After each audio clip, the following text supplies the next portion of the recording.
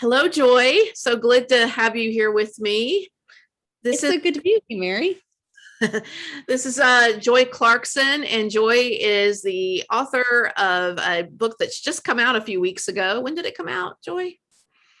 The day after Valentine's, February 15th. Okay, well, that's an easy day to remember. Called Aggressively Happy. That I've started reading it, and I recommend it already. And some of you might know Joy because of her podcast, Speaking with Joy, and she is an editor for Plow journal, and just completed a PhD at St. Andrews in theology. So an all around interesting person who has her fingers in many things that are good things. So we're just going to have a conversation about some of the concepts in my book, and which I think relates a lot to some of the things that Joy does herself in her research and her writing. So we'll start out. Joy, you have a question for me? Yes. So I am so excited to talk with you about this. And of course, we've already had a conversation over my podcast. People should listen to that later. I meant to mention Um, with Joy. You can find that anywhere. Yes. yes, did an episode together. Yeah, so I love this idea. I've always been interested in the way that art could actually form us and form our characters and our spiritual lives. And so I loved your book because it's really an exploration of that. How can these different forms, unexpected things, lead us to empathy and to imagining and loving other people? So I will start with a softball, which is, what is a work of art that has helped you, whether it's a book or a song or a movie, that has helped you imagine and love your neighbors better? Yes, I think well, gosh, it's hard with just one. I mean, softball, yes, but also hard whenever you have to choose one. I will say, I think when I really started reading this, when I started working on this, the idea for this book, I was thinking a lot.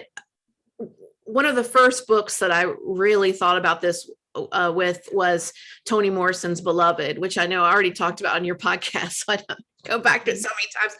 But because Morrison structures the book very intentionally to make us actually feel as if we're kind of thrown into the circumstances of the story, and we're very uncomfortable. And it takes a lot of work to try to piece it together and to understand what's going on. But I think that just is going alongside.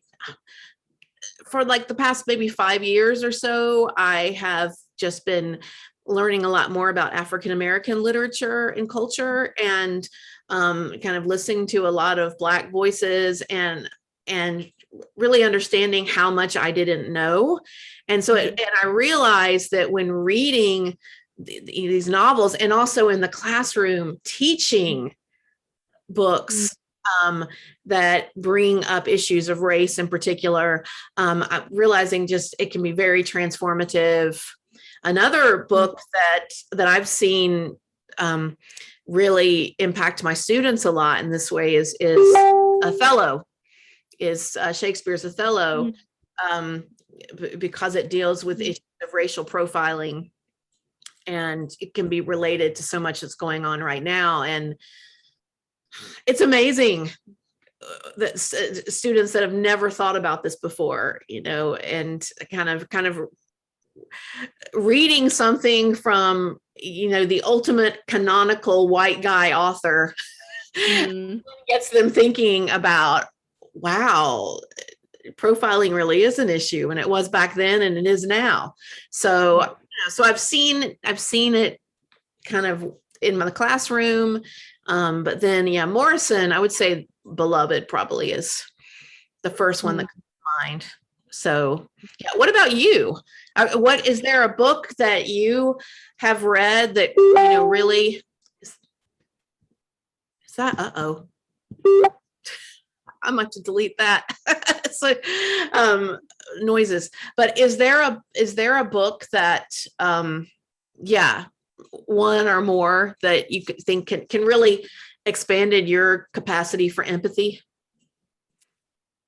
I think I'm probably just have this in mind because it's in an opening quote in your book, but I really think it was influential for me as well. the book The Power and the Glory by Graham Greene. And part of what I love about that is that it's this story about the whiskey priest, right? So the priest who's supposed to be very good, and it's in this, this oppressed state where pretty much all of the priests have been shot. And he's this one remaining priest, and he's going from place to place, baptizing and serving Eucharist, even though he himself knows that he feels and knows that he is unworthy. And the whole kind of arc of the book is just kind of about how flimsy and fraught and broken human beings are, and how capable of being filled with grace they are, and the beauty of that.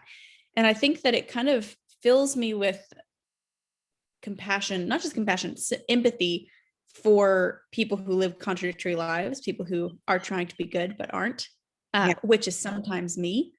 But also just kind of the general sense of the sisterhood and brotherhood of mankind, that we're all kind of these whiskey priests in our own ways.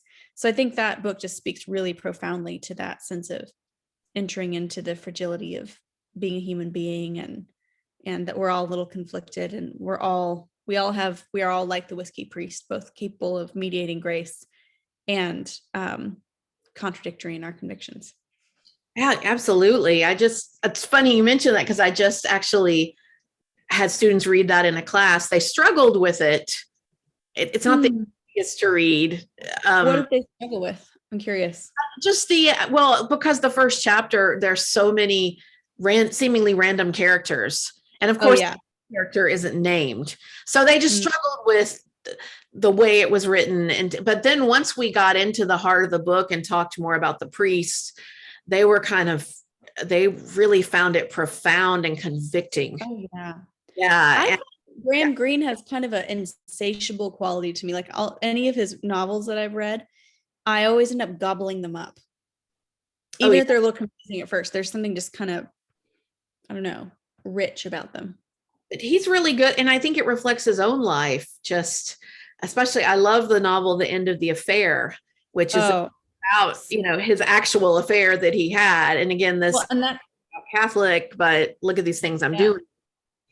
Well, and that also gets down to, I think, the kind of entering into empathy for someone who you feel like you shouldn't empathize with. Yeah. But knowing that God enters into our experiences, so God can enter even into that.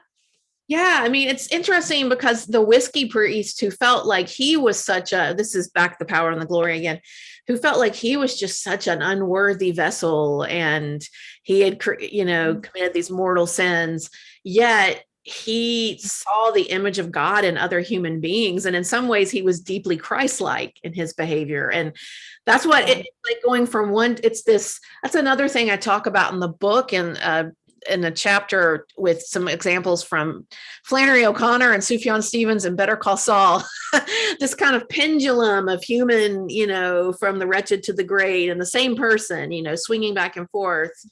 But I remember towards the end of the book, before he, spoiler alert, gets killed, he, like, the last words we hear from him are about how he wished that he had some things to offer God. Like, he wished he had something to bring with him, and he'd wish he had done something with his hands that he could really give. And he said, I'm just kind of coming before God with nothing. And so I brought the hymn, which none of my students knew, "Come Ye Sinners." That, do you know that? "Come ye sinners, poor and needy." Oh yeah. And about, beautiful. Yeah, and the whole point is if you wait until you think you're better, you'll never come. All you need to do is, the only thing that God requires is for you to feel your need of Him. It's, so coming empty-handed is kind of what it's all about. So we're preaching a sermon. We sure are. But literature will make you do that. Exactly. It's actually, especially Graham Greene. Well, I want to ask you a question, because you and I have had a little bit of conversation about, and and this kind of I think relates to your book and some of the other things you've written on, but the idea of, happiness and joy in literature and hope. And if we're looking for, if we're writing, I don't know, we're going towards art that is supposed to help us be empathetic. How can art, I don't know, I don't know how to ask this, but I'm thinking about how some art, if it focuses too much on happiness and too much on joy and too much on hope, can it slip into a kind of sentimentality that really might even push us away from actual empathy, because it's not really showing that complexity of a person. So how, how can we kind of hold those things together and not get too much in the despair, but also not go into the overly happy sentimentality that maybe pushes us towards a kind of false picture of humanity? Does that make any sense? I think it does. And I hope it's okay to say this, but it's the conversation we've been having for a while now, because Mary was the examiner on my PhD. And I think I just had like a short section in there, but we both had strong feelings about this. And, there's generally kind of a, the way I think about art and literature is there's many ways to think about it, but I think that one of the things your book shows so well is that art is about many things, but one of the things it does for us is it does things for us. It allows us to experience things and see the world and enter into the imagination of others. But I think one of the things that art can do is it can also fill us with joy or with soft feelings. And sometimes people accuse certain kinds of art as being sentimental, and by that they mean it's fake, right? That it presents a false view of I think people mean different things when they use sentimental, but that it might present a false view of humanity. So we might accuse a song like "Mary, Did You Know" of being sentimental. That it kind of plays in the heartstrings. Of course, Mary knew. It's making it too sweet. Yeah. And there's several things I'm going to say to this. This is just a long rant on sentimentality for me. One is, I think that sometimes people, when they accuse things of being sentimental and they're like, it's too sweet, I want to say a part of entering into the human condition, a part of being empathetic to the human condition, is to recognize that actually sometimes life is sweet. There are good and sweet and happy things in the world. And that doesn't deny the existence of bad things, but bad things don't deny the existence of sweetness and beauty and joy and delight. So the one thing is, I would say that I think actually, I think of the song, is it 39th Street Bridge by Simon and Garfunkel, where it's just this like silly song about walking around Central Park and feeling groovy. But I would say that's reflecting an element of human nature. It is empathizing with the profound things. That's one thing I would say is, I don't think we have to assume that like gritty books show reality of human nature, but 39th Street Bridge does not, because those are actually both a part of what it is to be a human, what it is to be this weird, fragile, stated human. So that's the first thing I would say. The second thing I would say is that when you think about the people who enjoy a lot of sentimental art, it's usually people who are like not in easy situations, right? So like my advisor and I have talked about all these really sentimental sentimental Catholic art. His family is Catholic by background, and his mother used to have all these like really sappy, sweet, sentimental pictures of Jesus. And we'd go, oh, that's terrible. It's, it's not reflecting reality. It's not, Jesus was incarnation and grit.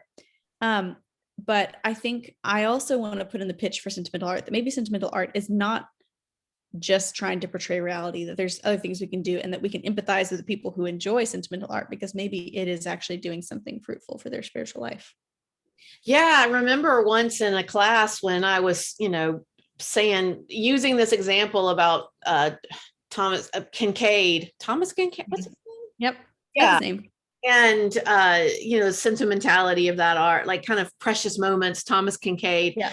And this one student was said, but my grandmother loves that. And and he kind of loved it because he loves his grandmother. And that's the way she so does all art have to cover every aspect of the human dimension? I mean, I think the best art does show you the tension. Yeah. And again, to me, I think to help us empathize, I think it's really helpful for art to put on full display the inherent tensions in the human condition. But a large part of that is a desire for beauty and a desire for goodness and a desire for truth. And I'm thinking about, the tree of life, and a quote, I think I quoted in the book that from a former colleague, Roy Anker, who says, that the tree of life, the movie, focuses on the mystery of evil and suffering and death. And it can't give a direct answer to why these things occur, but it also counteracts that with the mystery of beauty. That why is beauty there? There's so much beauty. It's so much beauty that's almost painful. It's almost like sublime, viewing that film. So that I just posted a picture yesterday of this really excessively beautiful tree that was just blossoming, and the word that came to mind when I looked at it was audacious. It had an audacity to be that beautiful. But I think that's there is kind of an audacity to beauty and goodness and to joy and to happiness. When you think about how dark and difficult and painful the world is, the fact that, like in Tree of Life, you have this persistence of beauty is kind of painful, audacious. It's strange. I think that's what joyful art does for us. Sometimes it's kind of, and I think you hear that in, like, I remember Esau McCauley talking, writing an article like a year ago now, I think, maybe it was 2 years ago, about kind of the joy of a lot of Black music, and that this is kind of this rebellion against, it's an audacity against the long history of oppression they've experienced. Yeah. I mean, again, I think that takes me back to what I was saying with some of my inspiration in this book, and in reading Frederick Douglass, and how he talks about the spirituals, and he talks about every note, even though there was, you have lament and joy together, but he said every note was a protest against slavery. But this kind of gets like Walter Brueggemann and the idea of the prophetic aspect being, really be able to openly lament, but also cling to hope. Those are both parts of the prophetic. And it's both of those are countercultural, particular context. It's like we either go to one or the other. Absolutely.